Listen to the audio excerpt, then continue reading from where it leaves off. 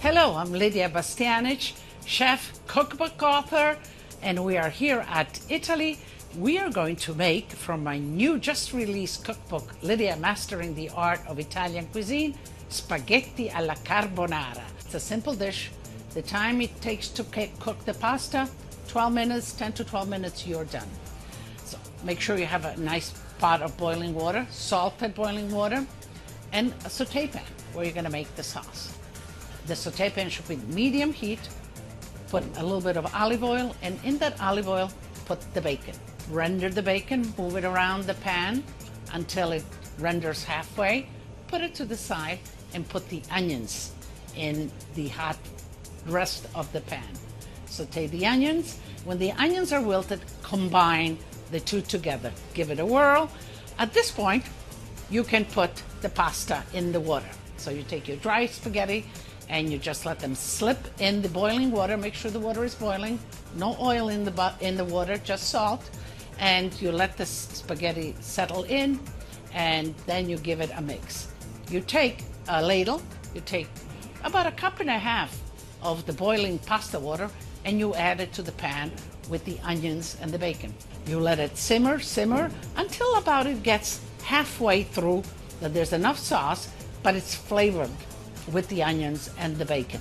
In the meantime, while that's cooking, take a bowl, take 2 egg yolks, take some of that hot pasta water, about half a cup, and whisk the egg yolks. That you're tempering the egg yolks. In a sense, you're beginning to cook them. At this point, you put in the scallions. You can add a little bit of fresh pepper. That's a judgment. Taste. Do you have enough salt? Depends on the bacon that you use. You can adjust for salt. The pasta you cook al dente, a little bit underdone, because you want to finish the pasta cooking in the pan. When it finishes in the pan, it absorbs the sauce into the pasta and it's delicious. So when you have to that al dente point, fish out the pasta and put it right into the pan with the sauce. When the pasta is right, the sauce is a little juicy, you take it off the fire, and at that point you throw in the tempered egg yolks and you toss. You toss and toss and toss until the egg yolk and the sauce again coats the whole pasta.